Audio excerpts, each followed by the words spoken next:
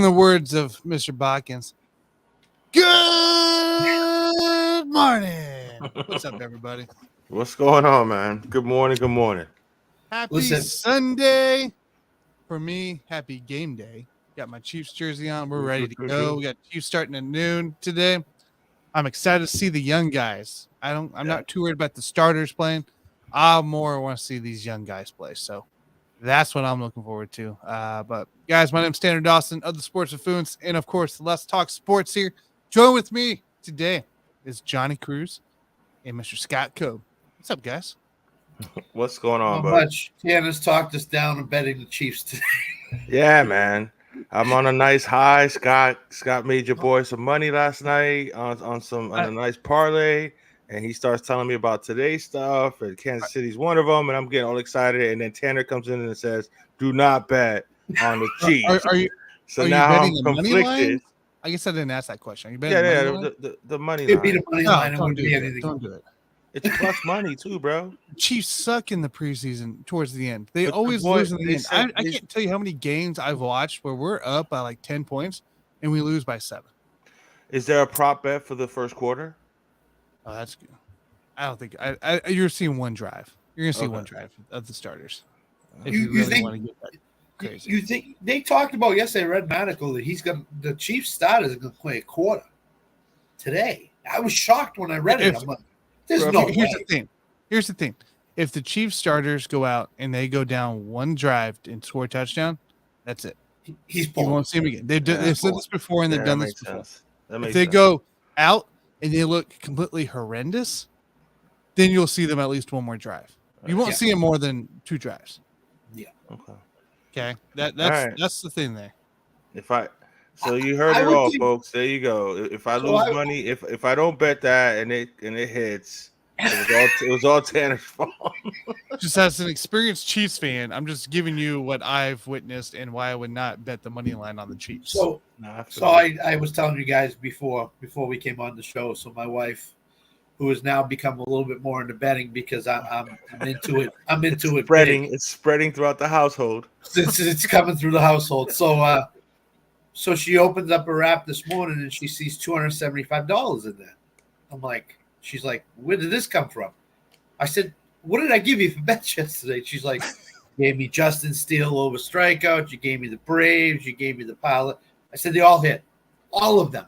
Dodgers, Diamondbacks, Braves, hits.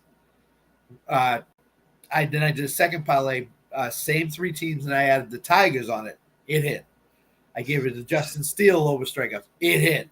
I said, you should have put more money on it. You'd have won more money. That's really cool, though. That she's those my way. That's cool. Send those my way because I'm in Struggle Nation right now. That's Struggle awesome Nation. That you got. I got ice packs all over my body because I'm just that freaking cold. It's like snowing over here right now. I think I got. I know it's the middle of summer, but I'm pretty sure there's ice coming into my house now. Like this is insane. John, you want to give him some advice? Listen to Scott. That's what I'm doing. That's what I do. I love that, man. Hey, we look, preseason football's here, which is the best part. And in the end, that's what I enjoy. Love seeing the young guys. We saw Deuce Vaughn just makes people look silly. Make these guys look silly on the Jacksonville Jaguars, third string, second string. And I think that's something that you're going to see a lot more too, because Deuce Vaughn, as much as I'm a Jayhawk, Deuce Vaughn, when he was in K-State, he was that kind of guy. He was very shifty. He's not going to be a Deuce or a Sproles type, right? But he's going to make guys miss. He's going to go out there and he can be your second, third string running back and still get enough playing time to make him valuable in the fantasy world too. Yeah. Yeah. And on the other side, Tank Bigsby had a pretty good game too. 9 carries, 52 yards. So, in the fantasy realm, Tank Bigsby's a player. And I know Johnny will harp on this on Let's Talk Dolphins. If your team struggled in the first game, I don't want to hear you on Twitter. I don't want to hear you on radio. Oh, they're in trouble. This is it. It's the first week of preseason, people. Calm down. Thank you for mentioning that, because I am going to have a little rant on Let's Talk Miami Dolphins every Tuesday night, 8 p.m. on, of course, Let's Talk Sports. Yeah, I mean, 36 of our players didn't play out of the 90, and the 36 are all the starters. You know what I'm saying? So it was all second and third string, and mostly third string guys that are at the very fighting for those last couple spots.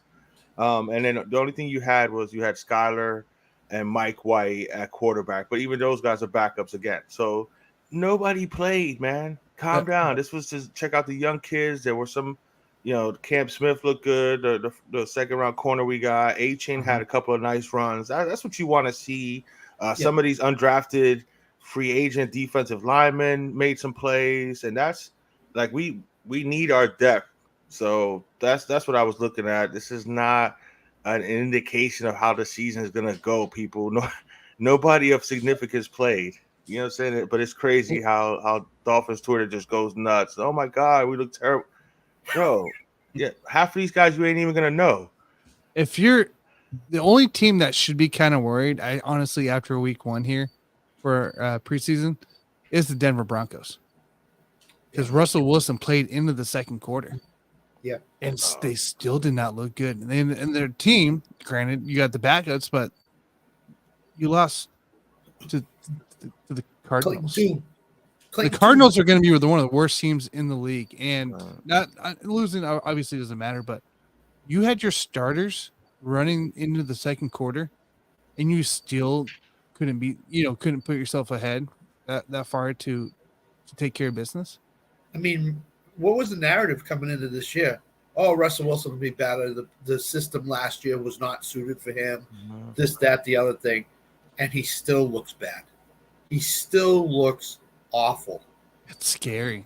It's scary. It is. And Javonte Williams is coming back from an ACL, so he's not going to be the back that you saw before the ACL injury until maybe later in the year. So, yeah, it's that is scary to think, man. Like you said, Tanner, for Russell Wilson to have played, or the starters have played into the second quarter, and you can't do shit against an Arizona Cardinals team that may get the first pick in the draft. I mean, and even then, I wouldn't get too down on it, but that's a little discouraging. I mean, see that. Yeah, when you go into the second quarter with your starters, here's the thing, and going to be one of the worst teams in the NFL, right? And new coaching staff, I get that. Maybe you're just trying to establish a little bit of chemistry. Maybe we'll see something different next week. But the whole sense of it is you had Russell Wilson out there. Right. Yeah. Potentially, an injury could have happened there, and you still only managed to put up, a total of 10 points. I think it was that game. It was 10-0 at halftime. It's a repeat of week 1 last year, and it was the same though. It was the same situations where they had him out there, and they went for it on a fourth down when they shouldn't have gone for the fourth down. They should have just field goal? I think it was. They should have just gone for it, but instead they went for the touchdown on fourth down before they pulled Russell Wilson. And it's not just Russell Wilson that we're concerned about. Now we're worried about, is Sean Payton and that crew going to be like a Staley style, right? Where they're going to go for it on fourth downs.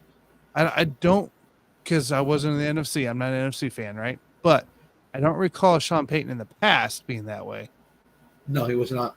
But maybe his broadcasting days leaned him towards the other. I mean, I don't know. I don't get why we're making decisions like this. He was a little aggressive, you know what I'm saying, and maybe not going on too many for. I mean, even Mike McDaniel did that. I mean, it's a preseason, and again, he had his team, because we were in the red zone like 3 or 4 times with with Mike White. It was just a situation where that quarter on 4 pounds, and we had easy field goal. Just to see how the people react. Now, they didn't react well because they didn't obviously hurt any of those plays. That's not good. But again, it's like the third quarter, so I get it. In the first time afterwards, before riders to Miami are going nuts, like if it actually counted or mattered.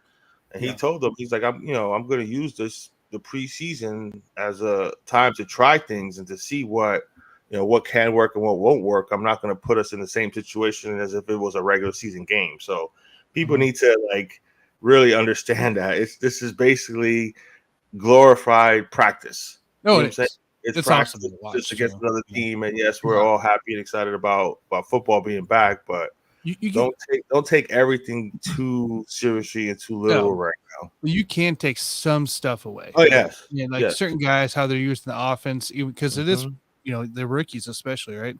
Yeah. I do want to shout out Eagles quarterback Tanner McKee. He looked freaking great last night. That touchdown drive they did in the I think it was the second quarter he came in.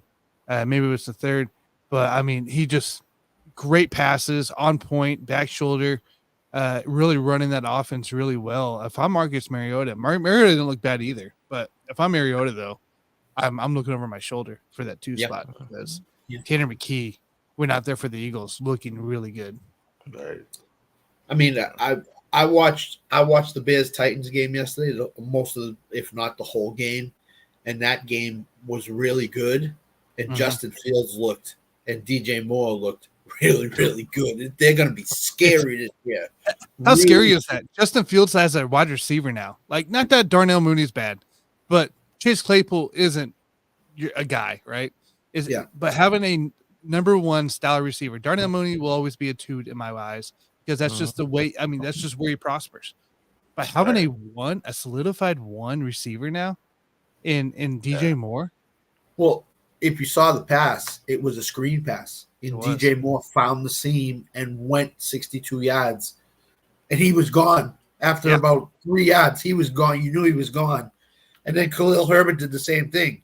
Justin Fields looked really, really good. If that rest of that division is going to have problems with those guys. If they can manipulate those plays into their play calling, that's going to say it's Fields' legs, for 1. 2, that's going to keep Fields standing up. 3, that makes that team so much more dangerous because you can still go deep with a Darnell Mooney. You can still go deep with a Cole Kmet. Even a Chase Claypool, as much as I despise him, you can still get that deep, that in the middle routes, especially DJ Moore. But if you can get a receiver screen or a running back screen effective, because teams are always going to have to be worried about the threat of his legs. So it's going to open up the short passing game and stuff like that. And that's why we talked about this when we previewed the division. I don't see them asking him to throw the ball 40 times and a bunch of passes deep down the right. No, he's going to throw the ball mid-20s. He's going to run the ball 8-9 times, and they're going to want to establish their running game and stuff like that. So play good defense. I mean, if he stays healthy and he starts getting more effective and more confident with the middle, the middle to deeper throws, Detroit better watch out, man. If Detroit pulls a Detroit, Chicago could take that division, man. And 2 other things. If I'm Sam and Titans fans, they tackled very poorly in spots yesterday. I mean, really poorly. And number 2 is that 8 sacks their offensive line gave up to Malik Willis and Will Levis. So they got a lot to clean up. And Roshan Johnson looked really good yesterday, too. There's another guy. I really liked him coming out of school, man. I really liked him. Yeah, we talked a little bit on our thread yesterday about, that's what I was paying attention to a lot in college football last year, was the running backs. I knew the Dolphins were going to get a running back, not early in the draft, but sometime in the draft. So I paid a lot of attention to the running backs. And there's a lot of good young running backs that got drafted in, second, third, fourth, fifth, sixth round this year that I think are going to have impacts on their team. It's going to be fun to watch. Was it Zay Flowers? I think only had like 1 target or 1 catch. Yeah, that's kind of disappointing. And Tyler Huntley, the raving Twitter thing is Tyler Huntley looked like played really well. Well, he was a Pro Bowl quarterback, guys, so I sure hope he played well. Right. Making fun of that, yes. Again, you know what I'm saying? You can't get too high or too low off of these preseason games, especially the very first one. I mean, usually one of the 3 the team will kind of use as a little bit of a dress rehearsal, but I don't even think they're going to go that far like they used to do back in the day where the starters would play the first half and maybe into the second half. I don't even think teams are going to do that. You may have your number 1 team go the first quarter or leak into the second quarter, but that's going to be about it. They're with the way injuries are, they are trying to make sure that they just get through these preseason games and get into week 1 as healthy as possible. Here's more of a thing this year that I've heard all over the NFL. More teams are having joint practices. That's where these guys. That's where these guys are going to get all their reps and all their time is in joint practices. In the games, you might see him for a series, 2 series, maybe a quarter. Like Tua, you're not going to see Tua this preseason. He's not playing.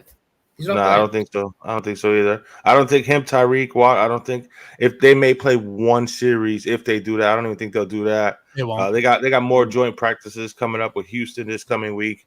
And they're really loving those. So I think he made comment about how much more they get out of those joint practices than they do out of the preseason games.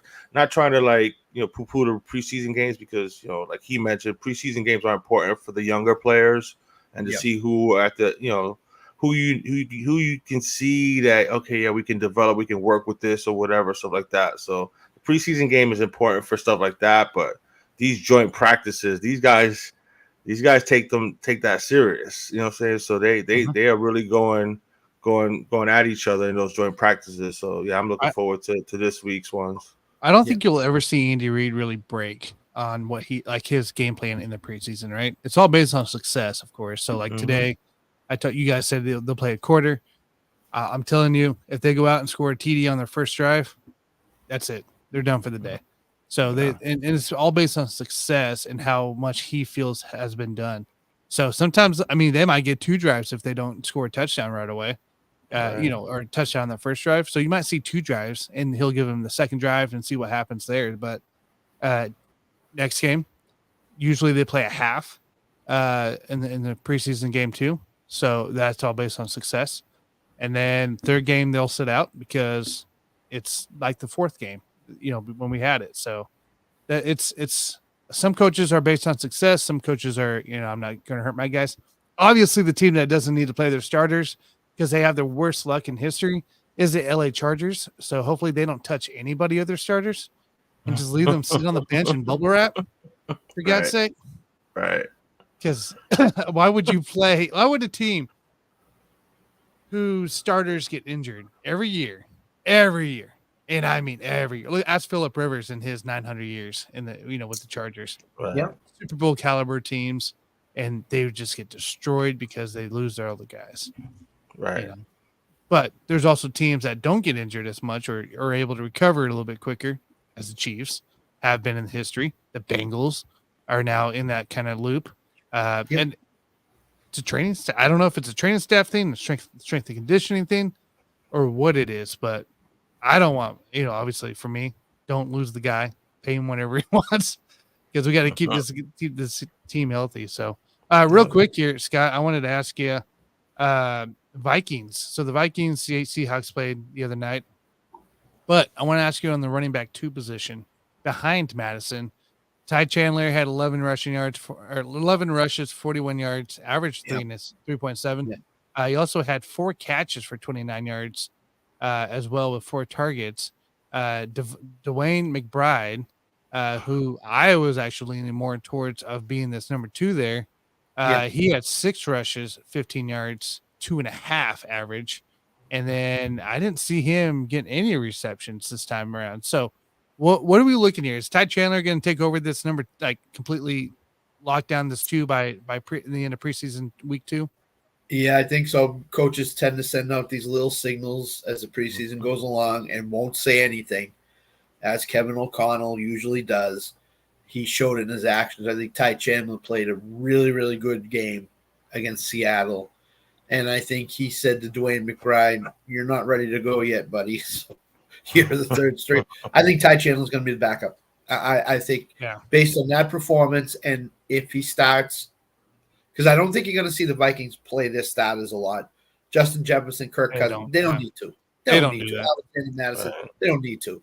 So I think Ty Chandler's going to get a bunch of run in the second game, and if he duplicates or does better, you can very easily, if you're drafting Alexander Madison in fantasy, handcuff him with Ty Chandler. I think that was a really good performance by him. And we mentioned it on Fantasy Football After Dark that night, last Thursday, that Ty Chandler was a name to watch. So, and that's something we're starting to see established, right? Who is the actual 2s in some of these cases? And you can tell even after one game, that Ty Chandler is the guy. That Dwayne McBride isn't. He'll be third, but your guy's gonna be Ty Chandler, and he's a great handcuff to get late because if you know the history of the Minnesota running backs, the starters like to get injured, and Madison is not no workhorse. I'm telling you right now, the mistake was letting Dalvin Cook go. Madison is no workhorse, and he's already been injured this offseason, so that's something to think about too. Let's see here. We got Alan here. The mid-playoff loss to the Rams hit him hard mentally. That's true. Now they lost other players too. That was kind of the all-in. What up, yo? What's up, slacker? Chargers staff stabbed Tyrod Taylor. They might as well just kill him because they stole a starting spot. You might as well just put him in the hospital. Like, just take him out of the league at least, because now he's never starting again. So I could just see the head coach saying to the training staff, "Hey, miss the needle on Tyrod, please. We need to put Justin Herbert in there." Yes, sweep the leg. You told him sweep the leg. Sweep the leg. Did you hear Justin Herbert on Colin Cowherd the other day? No. He had to change his whole throwing motion once he hurt his rib against the Chiefs. He was throwing like underhand, and he couldn't get his arm up to throw it like that, like he normally does. So he was trying to throw it sideways and under, and he said that ruined him for the whole year. So that's why he struggled last year, is because of that rib injury. It lasted the whole year for him. Yeah, I figured it would, because he didn't take any time out. And I mean, rib injuries and throwing the ball, and then of course getting hit again. Yep, it doesn't equal well. And I don't care what kind of athlete you are. That's going to hurt every single time you take a shot. He took another shot against the Chiefs that next game or next time around. Again, hurt his ribs again. So, yeah. That's kind of concerning. So when you see these injuries during the season or whatever, and you say, linger. How come he's not back? Because they have to change a lot to play, and he had to. So he props to him, right? Props to Herbert for just being out there. He is the right guy to be out there. And it's props to him on having to switch his flow up and still look pretty decent. Like he still look pretty good. So just like that. Spock is out here to Scott Cunningham, the new QB2. Is easy. I don't think he beats Bailey Zappi out, but I want to see more Malik Cunningham. That's for sure. Hey, I want to find out what Botkins thought of Jordan Love. He didn't look too bad against Cincinnati. He looked pretty decent. So I'm sure Botkins not in love with that. Yeah, totally. I agree, Scott. Jordan Love looked pretty decent. That's about all I can say for him. That's the nicest thing Tanner's going to say about Jordan Love all year. Yeah, I'll give Jordan Love his props. I did it to Tua. I did it to Hurts because I didn't believe in Tua. But the year he came in after being injured and had to come in playing hurt in the Monday night game, or was it? It was a Thursday night game. Thursday night against Baltimore. And he took the team back, and then he looked good since then. I gave him his props. So, I'll give Jordan Love his props when he deserves it. So, I won't hate him the entire year if he looks good. So, didn't watch one single snap because this guy doesn't watch freaking preseason football. Oh, he doesn't even know there's an off season. Yeah, he doesn't care about that. He doesn't even know there's an off season. He doesn't even know there's a cut day. And everything else. He thinks it's like college football. They just start week 1. Yeah, Nick, Sean do you know Clifford, that the Green Bay Packers are in All-Star. camp now and they're playing soon? Oh my! Guys, two quarterbacks that are have a lot of pressure on them this year. C.J. Stroud, Bryce Young. They didn't look too shabby. I mean, they looked like full-out blown rookies. Surprise, surprise! On full-blown rebuilding teams. What's your take on this whole thing between those two guys? So Stroud was going up against Belichick. It's never easy a first time out. Belichick's going to show. Welcome to the league. Right. Welcome to the league. Even in preseason, he's going to show some stuff that is going to give pause to a quarterback. And sure enough, it gave pause to C.J. Stroud, 1 for 4, 13 yards, and interception. So you kind of could have expected that. Bryce Young, he kind of struggled a little bit yesterday. I didn't really like what he was doing yesterday and what Reich had him doing. He went 4 for 6, something like that. 35, 40 yards. Not a bad performance. He's going to learn. He's a number one quarterback. There's no way anybody else is taking that job from him. So it's going to be a lot of growing pains. Carolina's going to go through it all year long. That's why, I don't pick them to even win the division, because I just think that Bryce Young is going to go through the growing pains of the NFL season the first year. The second year, totally different story. But first year, it's going to be tough for him. And it's like that for most rookie quarterbacks, which is why, when guys, oh, yeah, he's going to come in and we're going to win the division, Rios. Like, I don't know what you're thinking. You know what I'm saying? Like, you hope for improvement throughout the year. You hope that he's showing you signs so that by the end of the year, you're like, yeah, that's our dude.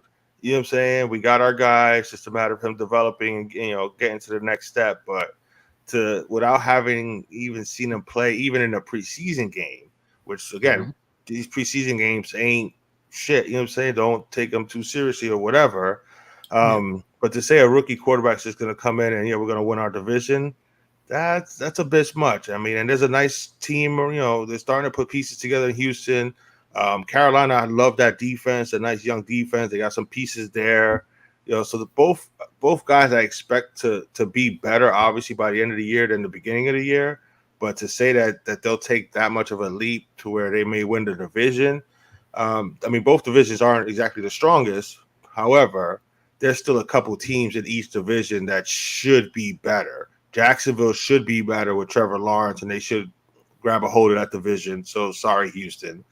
And then in the NFC South, Atlanta, I think it's going to surprise people that defensive and offensive lines are really good on that team. Yeah. And then New Orleans, you don't know what Derek Carr is going to do in New Orleans. So both those teams are capable of winning the South. So I don't see Carolina or Houston competing for the division, either one of them this year. Well, here's what gives me pause. Bryce Young's been named the starter. CJ Stroud has not been named the starter. Correct. I think he still will start. Do you think D'Amico will start with Davis Mills? I thought Davis Mills had a pretty good showing. I watched the Patriots obviously play Houston. Davis Mills had a much better showing than CJ Stroud. I don't know if they don't start Davis Mills in game one and say, CJ, you can start after week 4 or week 5, but right now we want to get Davis Mills, get the season off and running, and then you can come in. But here's the thing, right? With D'Amico is he seems like that kind of style coach where it's gonna be really hard headed, and he's gonna go the way he thinks is best for the team, and it may be putting a signal out to Stroud of like, hey, guess what, buddy? You have to work for yours. Like you got to earn your starting spot. Maybe I don't know. Maybe D'Amico feels that, hey, if we start with Mills, this puts a signal in his head, kind of like what Pickett had last year in a way too, when he took over Trubisky. But it's Tomlin style, right? Hey, you know what? You're a rookie. You didn't perform well. We got to clean it up. Davis, you're starting. You're back at it. And until Davis pulls a Trubisky and throws out some interceptions and doesn't look good, then Stroud comes in. Then he gives him his chance. But it's a message that sometimes head coaches send out to players, and it changes their mind completely. Like it all of a sudden their workloads then, or they get feel defeated. And I mean, that's do you have enough to take to be able to be at the league? So, all right. Oh boy. Oh shit. Oh god. Yeah, I just want to warn you guys. If his signal it's crappy, like his voice comes over crappy, I'm kicking it out. It's like Candyman, man. You say his name too many times. You say his name too many times, and he just appears. I know I said it way too many times. Bakins. It's like Beetlejuice. Yes. All right, let's bring him in. Mr. Nick Bakins. God. What up? Hey, what's up, y'all? I know it's a bit of heavy football talk related this morning, but as you can see, like the Cubs are right here. We're I was just switching to MLB. You know what I mean? Enough of this preseason football talk that it doesn't matter. Jordan Love this, Billy Zappi that. We all. Here's the thing: it's one preseason game. Let's not get too up or down on anything about anybody. Like we can do what we want. No, I get we got to have something to talk about, but Jesus, let's not for emotions of people. Like let's all pump the brakes. CJ Stroud looks like shit. This and that. Like it's one football game. The Super Bowl, dude. it's one preseason game that doesn't matter. Remember, even like let's give them a full year to see where we go. Like, I mean, Jesus, like, what are we? Are we ESPN TMZ here? Are we on the LCS? So Nick, so yesterday before the game, I put a bet in on Justin Steele to win the Cy Young in the National League. Ooh. And he's plus 750. Yeah. Then he goes out and has a great performance yesterday against a really good offensively hitting Toronto team. I think the Cubs are going to win that division, to be honest with you. I think they're going to come back and take that division. I hope so, Scott. Before I hop off of here real quick, so I've decided a new LTS LTS show team building thing is going to be folding a tent because it is fucking impossible to put the tent back in the fucking bag, right? Yeah. I mean, Jesus, that's what we're trying to do here. Me and my wife are going to go get a divorce after this because we're trying to fucking pull the tent into the bag. So if I come back single, divorced, it's because I'm probably just stuck here. Yeah. I'm just stuck here in Iowa because my wife got mad at me because we can't fold this fucking tent and put it back. So she done left you in the woods. It's so fucking impossible. It is literally the most impossible thing in the world. Is your wife taking you out in the woods and then throwing breadcrumbs on the trail to get you back? No, she'd probably just drive off and hit me in the car on the way if we get this tent poison all the way down. Rat poison. It is ridiculous. And it's a 14-person tent, mind you. So we have a 14-person. Yeah. So this isn't one of those small tents. Can't pull the thing. Yeah. So imagine a small tent already tough to fucking put it in. No, we got a tent size of a freaking cabin. And yeah, so wish me luck, boys. Hey, have fun with that. Holy shit. Hey, Tanner, you must need a U-Haul to get that tent back home, huh? It's one of those where you're going to spend most of your day. You throw it in the trunk and you're like, I'll deal with it later. Yeah, that's You're going to have to. Yeah, and just be like, screw it. Oh, I don't care. Like, deal with that shit. Deal with that shit once you get home, or you're going to spend a few hours of your chilling time messing with that tent. Fuck that, bro. Just... It is what it is, but we're gonna do this together. So that's gonna be the new LTS team building. We're gonna learn how to do a tent together. When we start our LTS yearly thing, that's our team. Yes. Building. Okay. Don't give Dan any ideas. Dan will have us meet someplace for a tent. Right.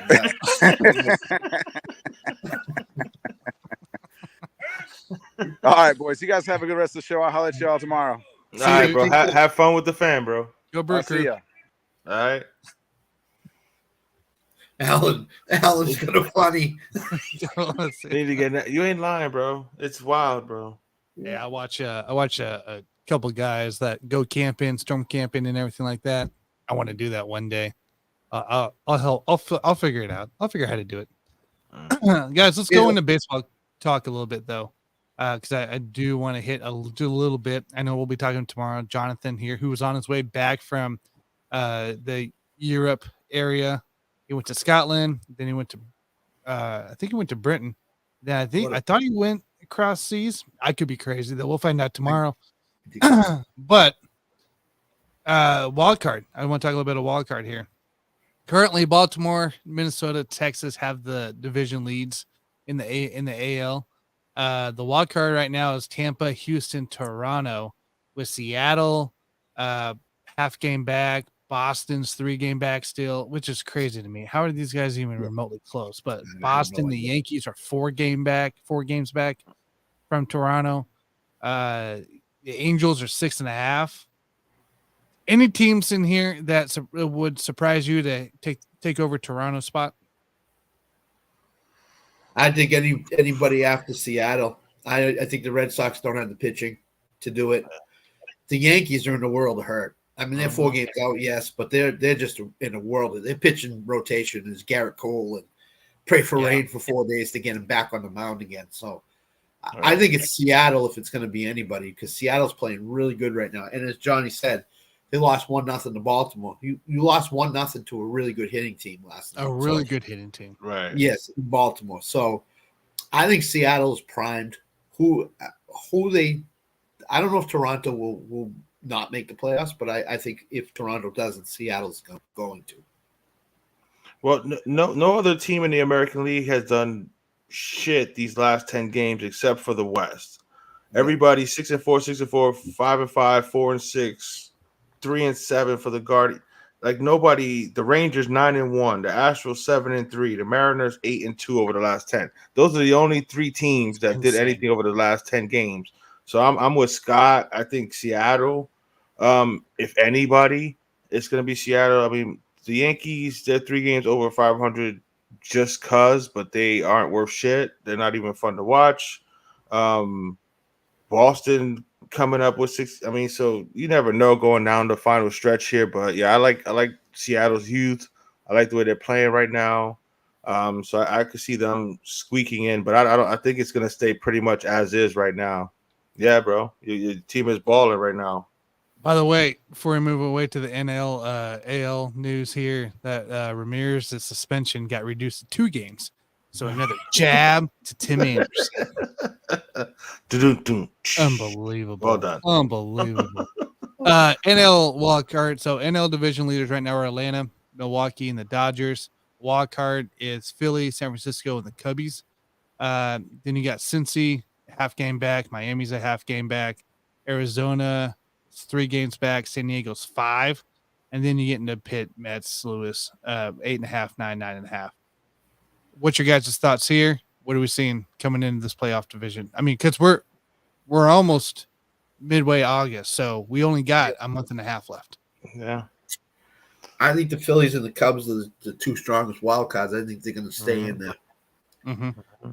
Arizona's backsliding in fast.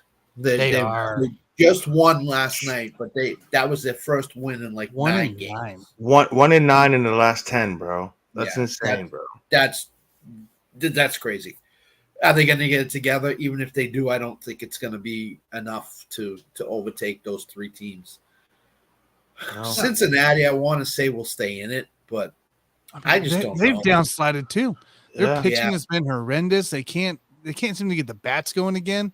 They had their streak, right? A really good 2 months, and now it's catching up to them. You know, they didn't make any moves, or they made some moves, but they didn't make enough the right moves to happen there, and it's just backsliding on them now. Yeah. You mentioned nobody's going to get them besides those 3 teams that are there already. So yeah, I think they stay there. I don't think the Cubs are going to catch the Brewers for the division, so I think they'll hold on to their wild card spot. But like you mentioned, the Diamondbacks 1-9 in their last 10. The Reds 2-8 in their last 10. Mm-hmm. 4-6 for the Marlins. The Phillies are hot, 7-3. The Cubs 7-3. The Dodgers are pulling away with the 9-1 over the last 10. I like Nick's Cubs to hold on and, you know what I'm saying, to one of them wild card spots, and I think they're going to be a scary out too, man. So it's going to be interesting to see what happens with them down the stretch here, but I think it's pretty much going to stay as is. Like I'm kind of with you there. I think so. I think those 6 teams you have in between now, the wild card, the Cubbies to Atlanta, are going to be the 6 teams in the playoffs. Yeah. You know, I don't see Miami. I don't see Arizona. I see Cincy dropping big time here in a few. San Diego might pull a little streak. Could. I get to go see them here in a couple weeks when I go to Milwaukee. Nice. So they play Milwaukee that weekend. So we'll see how they look then. But I mean, these teams in the NL, I think they're pretty solidified right now. As long as the Cubbies can keep going, San Francisco, we know, has been pretty consistent where they're at. Like not consistently good, but consistent enough to stay in the hunt. Right. Philly would have come back there, got the guys healthy, and they've been nothing but great there. And then, of course, Atlanta, Dodgers, Milwaukee, the most consistent team in the NL Central for that division. So all year long. Here's the thing that worries me about the Cubs, guys, is they've been so hot. They haven't had a losing streak. They haven't played bad baseball lately. Is this just the Cincinnati Reds tagging the Cubbies? It's like, hey, our 2 months are done. It's your turn. Yep. That's what I'm afraid of. It was Pittsburgh first, right? You remember that? Right. It was Pittsburgh. Then it was Cincinnati. Reds. Yep. And then it was the Cubs. Cubbies' turn. So, nobody's going to get low to the Cardinals, though. So my fear is have the Cubs peak too soon. And is one of these 3 teams right back of them going to catch fire and overtake them, and the Cubs can't catch them. That's the thing that worries me about the Cubs. I'm right there with you. Yeah, You can catch that's a fire good at the wrong point. time. You know? I'm not That's a saying good it's going point. to happen. I'm just saying I'm a little nervous that the Cubs are peaking here too soon. If this was a month later, I wouldn't be worried about it. But right If now, it was this, I mean, if it was the last half of the month, and we were Right. going 7-3 in our last 10 days consistently, you know. Well, I mean, if they can keep it going through August, though, I think that September they'll just, you know what I'm saying? I think they'll continue to be locked in. If we start to see a little bit of a stumble over the next week and a half or so, 2 weeks, then I'd be a little bit more nervous. But I think they're catching their stride. I think they're putting it together. They're obviously having a lot of fun now. It's always more fun when you win than when you lose. So I think they'll hold on to it. But if over the next 10, 14 days we see any type of mediocre play, then I think then maybe a Marlins team can come up, you know what I'm saying, and win a couple games to get ahead of them. I mean, Cincinnati was a really nice story, and I love their young talent. I just don't see them being able to keep up with the other teams. So it's gonna be interesting. But like I'm with Tanner completely on that. I think the teams that are there now are the ones that are gonna hold on to that. You know what? I sure wouldn't mind me going to a playoff game in Milwaukee. I can tell you that much. Yeah, I bet that'd be nice. I'll be up there. I'll be up there for sure because they'll host. Awesome. I mean, if they win the division, they'll host. right. I don't want them to go to like. Where would they go? They would go to. What's either Atlanta or LA? Let's say if they took the wild card, they would be in the Cubs spots, the last wild card, because of that division. So Atlanta is that? Oh, everybody plays, right? They would play like Philadelphia. No, yeah, they would They would play Atlanta, no, right? they would play the worst. No, they would play the worst division-winning record, which would be the same division. Okay, Which would be their same division. So okay, that's so nuts. So it would be Cubs Brewers. So it'd be in that first round. That's Chicago. Insane. Before we touch the cruising top 10 here, or it's a top 5. Sorry, top five. I know I'm adding more to your top. Shit, I could have put a bunch of them on there. I think this is gonna be fun. There's gonna be a lot of different opinions on this top 5 for sure. Oh boy, let's hit some NBA news because that's starting to chatter back up here. In case you guys didn't miss it, Giannis is out for the FIBA World Cup. Still is dealing with a knee injury.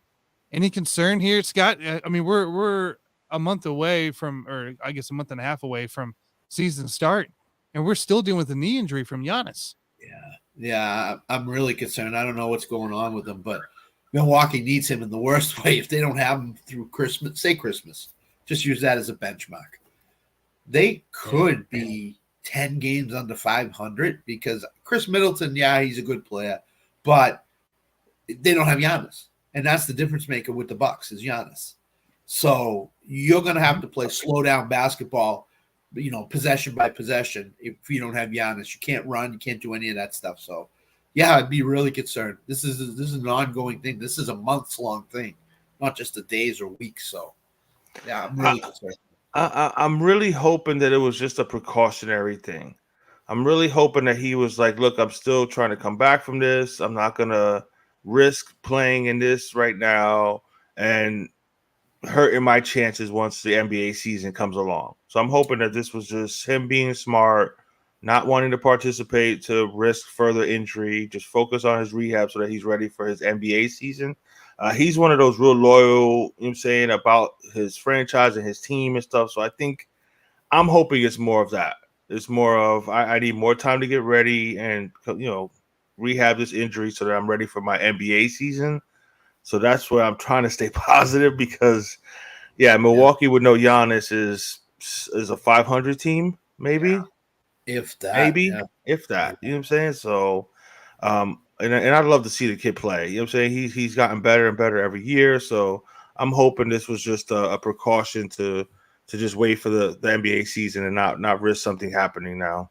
Right. And then, that kills Greece's FIBA's World Cup chances. Oh, right there. It certainly does. I think they were in the mix with Giannis, but with him out, it just kills it. It just completely kills it. Yeah. Next up here, the NBA opening day and the Christmas Day games were announced here. Opening day, October 24th. You have the LA Lakers and the Nuggets, and then the Suns and the Warriors. Nice. Those are actually kind of two cool matchups if everybody's still healthy. going into those games because that's a hell of an way to open the game or open the season. It certainly is. The NBA champ's going to be there, but Lakers Nuggets that's a fascinating opening night game to establish who in the West is possibly going to challenge them for Western. We're assuming Denver's going to Western Conference Finals. We think they are. Yeah. But are the Lakers going to be the team that challenges them in the Western Conference Finals? Who knows? How's the new team look? That's the whole thing. Yeah. Same with the Suns. Yeah. Can they dominate the Warriors? Does Chris Paul play on the two? The bench. What do we got? I would hope Chris Paul is coming off the bench with the second team. And it's LeBron, so they got to put him on opening night to just to help with the. But yeah, no, I'm with you, Scott. As far as Denver, I think Denver is far and ahead the best team in all of basketball. I like what the Lakers have done. I like the moves that they made to better themselves this offseason. So it's going to be interesting to see how all those parts fit together. But, it's wild that, basketball season's barely a couple months away. Hockey season's going to be coming up too. That's coming up. Started the preseason. The fall, this is the best time of Everything year. Comes it's the back. fall time. Football starts here in 30 or 15 days. 20 days, a couple weeks, a few weeks. Here's what's interesting. Would it have been better if they did Heat Celtics, Lakers Nuggets opening night, Eastern Conference Final, Western Conference Final? That would be pretty cool, actually. Yeah, that would have been cool. Where everybody's at. Cool. This year though, if you go listen to In the Hoop at all, JG says the word superstar all the time. Superstars on this opening day here: LeBron James, AD, Joker, Jamal Murray. Then you got Beal, Durant, Booker, and then you got Steph Curry, Klay Thompson. Some people even consider Draymond or Chris Paul combined can be a superstar. Like there's big names in the league for opening day for that. And then NBA Christmas Day games for this season coming up here. You got the Bucks, Knicks, you got the Sixers, Heat. The Celtics, Lakers, having a good one there. Mavericks, Suns. Ooh, Mavericks, Suns. That'll be a good one. And the Warriors and Nuggets. That's a nice day of basketball right there, man. Those are all watchable games. They're definitely all watchable.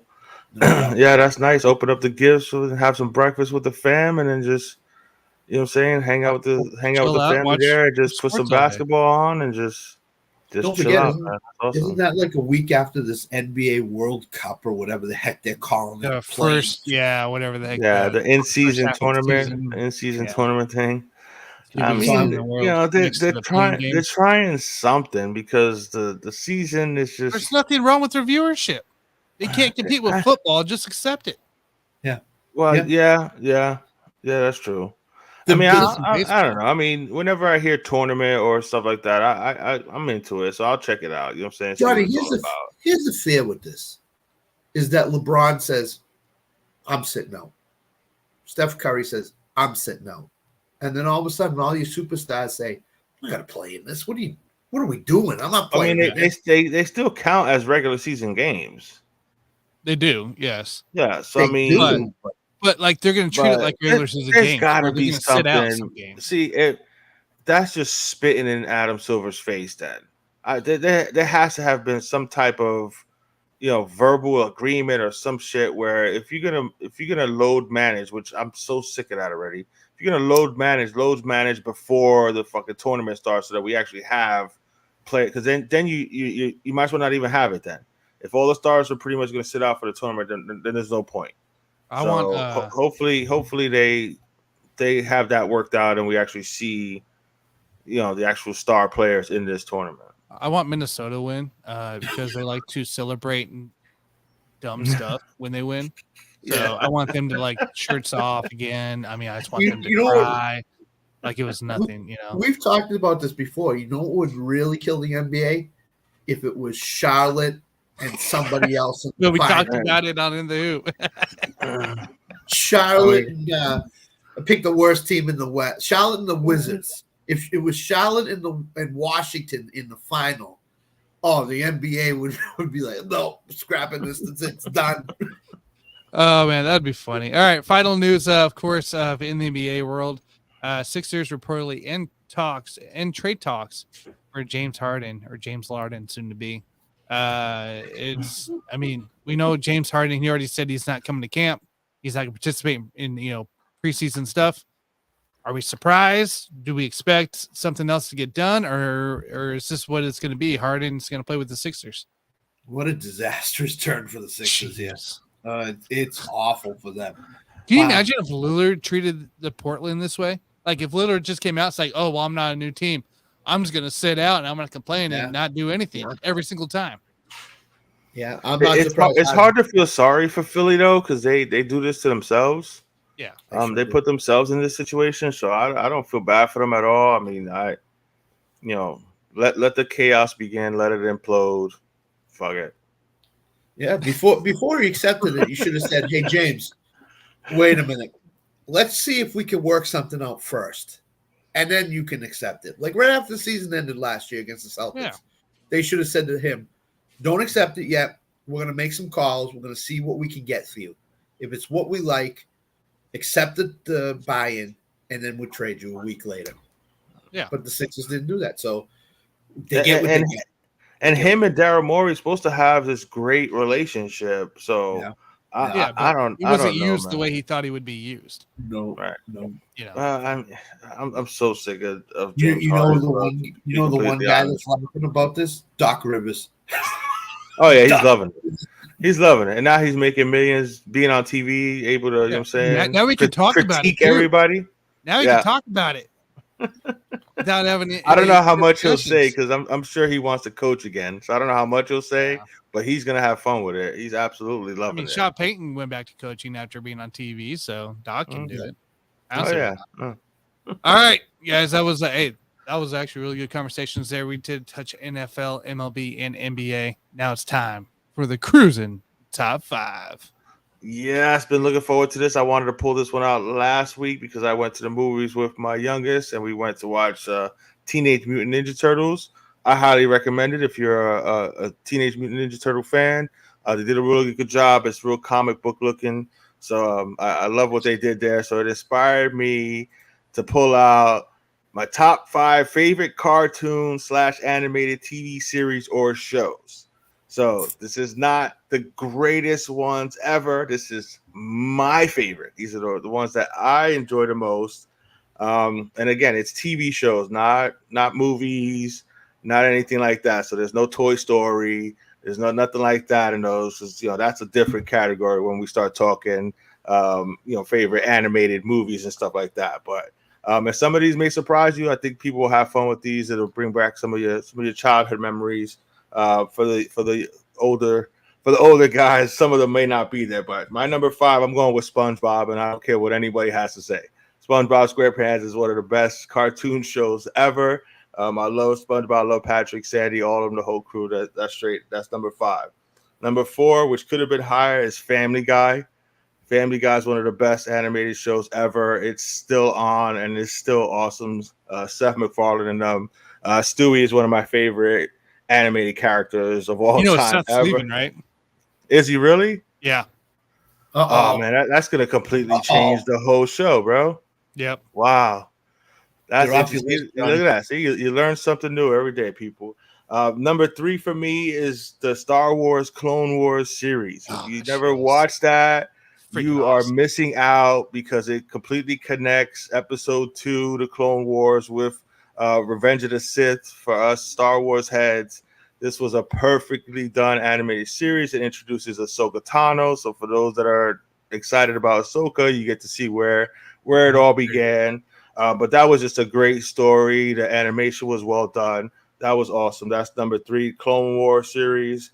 Number 2 for me was X-Men from the 90s. I'm a huge Wolverine fan.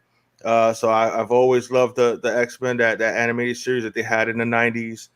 It was awesome. Started in 92. Definitely check it out. It only went for like 4 or 5 seasons, but definitely check it out. There's actually a lot of that's going to be incorporated into the MCU. When you see that, we all got to see a little bit of Professor Xavier in the Multiverse of Madness, the second part of Doctor Strange. That's straight out of that animated series from the 90s, the X-Men number 2.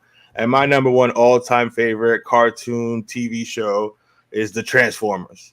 I was a big Transformers kid. Loved all of them. I got a nice Megatron. I got chilling somewhere here that I'm gonna display it at some point. But yeah, my favorite all-time cartoon was the Transformers from the 80s. Started in 84, ran for about 6 seasons. So that's my top 5 favorite cartoon / and I added the animated because whatever. Favorite cartoon TV shows or series of all time. Number 5, SpongeBob SquarePants. Number 4, Family Guy. Number 3, The Clone Wars. Number 2, the X-Men animated series in the 90s. And the Transformers are my number 1 favorite cartoon show ever. And there were a lot of possibilities. You had Teenage Mutant Ninja Turtles. You had Scooby-Doo. You had the Flintstones. You had He-Man. You had G.I. Joe. You had Ren and Stimpy. I love Beavis and Butthead. Gosh, Favorite Stimpy. You say Rick and Morty. There's a lot of great animated TV shows. These are my top 5 right here. The Simpsons could be on somebody's top 5 list. But I was just going to say great shows. Yeah. Well, Scott, what would you have, man? There was a lot of just missing the cut. You know what I'm saying? So yeah, what would you? That's something I wanted to incorporate into this cruising top 5. We'll talk about this, behind the scenes, but to get other people's opinion, who would be in your top? Scott, you're a little older. I grew up on Scooby-Doo, Yep. Spider-Man, Batman, all those types, Simpsons and stuff like that. So that would be those 3 or 4 would be in my group. Yeah. Of top 5, and then number 5 would be a fluid situation, but. Right. I remember. So who would be your number 1? Who would be your number 1? Probably Spider-Man. Yeah. Because I would run home from school to watch that on TV every day. Yeah. It was on like a half hour after I get out of school. School was like 20 minutes away from my house, so I would bust my tail to get home. And there was no DVR, none of that shit back in the day, bro. Like if you missed it, you missed it, and you were upset because it was not replaying again. Yep. No, we had the VCR with the tape. That was us. Or so Saturday mornings. If you accidentally slept in Saturday mornings, you were screwed, man, because you missed all your shows, bro. Yeah. And don't hit me with Tanner, please. For me, let's see. Hold on. Alan says Ed, Ed, and Eddie. Always a good one. Star Wars Clone Wars. Pokemon. SpongeBob Square. I mean, growing up, I was a big Pokemon guy too. For that first year that it was out, but Dragon Ball Z would probably be my number 1. I'd replace the Clone Wars with the Bad Batch series. I think that's better than Clone Wars right now. But I mean, it was right there. I love the Bad Batch series. We need a couple more. I feel you though. I love the Bad Batch. Give me another series, another season or 2 of Bad Batch, and it could definitely jump into the top 5. You do a whole show on this stuff. Oh yeah. I do love my SpongeBob because I fully believe I love that show. Yes. And that Futurama is a big one for me too. For that one. So I was just kind of going down a list here, just looking at Avatar, Last Airbender. That's what it was. Oh yeah. So it's kind of like I never really got into that. I never really got into Dragon Ball Z, Pokemon stuff. I mean, I was a little older for that. Yeah. Teen Titans though, that was a good one, Alan. Teen Titans too, yeah. It ain't low key, Alan. Not those short low key cartoon ones. Bad the Batch original is great, Teen Titans. The original Teen Titans. Yes. See, and then there was a lot of that too. There was a lot of like kind of reboot of TV shows, like the Batman animated series and stuff like that. That's why I kind of shied away from them because I loved Spider-Man and I loved all those too. But Tom and Jerry, right? It's always a good Tom one. and Jerry, all the Looney Tunes from back in the day. Wile E. Coyote. Wile E. Coyote. Yep. Like I said, He-Man and you know what I'm saying? Recess the Thundercats. I liked a lot too. Yes. Yeah. And then I'm telling you, when I was in high school, but Beavis and Butthead, I used to watch Beavis and Butthead all the time, yo. That was a fun show too. Ren and Stimpy and all those shows, man. I loved Ren. I got to get into that. You know what I'm saying? Everybody keeps telling me about Rick and Morty. I'm going to have to check out Rick and Morty. I've seen clips. I haven't watched the series at all, but I've seen clips. Yeah. You get a lot of memes from them. You got a lot of memes from SpongeBob and stuff. But yeah, I definitely had to put SpongeBob. I mean, for years, our second bathroom, which was the kids' bathroom, was just all decked out. SpongeBob, the shower curtain, the whole bathroom. There's so many quotable themes from that, from the Yes. show. You know what I mean? Yes, And it's yes. do this, that, do the bubble one. You can do a whole bunch of stuff. Yeah. There's no water. There's no air in here. I ripped my pants. Yes. That song, like there's a bunch of songs. Krusty Krab pizza is the pizza for you and me. Yes. You can just go on and on with SpongeBob. Yes, and I love the cursing one where they're just they're sentence enhancers. That's all they are. Look, I like this one. This was a fun one, So that was my cruising top 5 for this week. You ever thought about doing a top 5 in like comic books?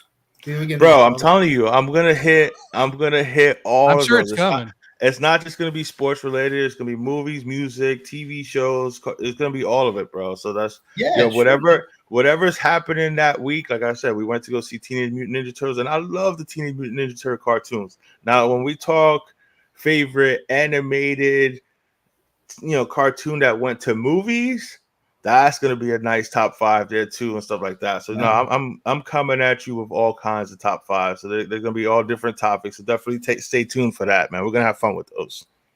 Heck yeah, you will. You can't listen. You could do a whole show. Whole show on that, comic books, video games. You do a whole show on everything. Yeah, wifey just put me on blast for not mentioning South Park. And she is absolutely right. I didn't even honestly.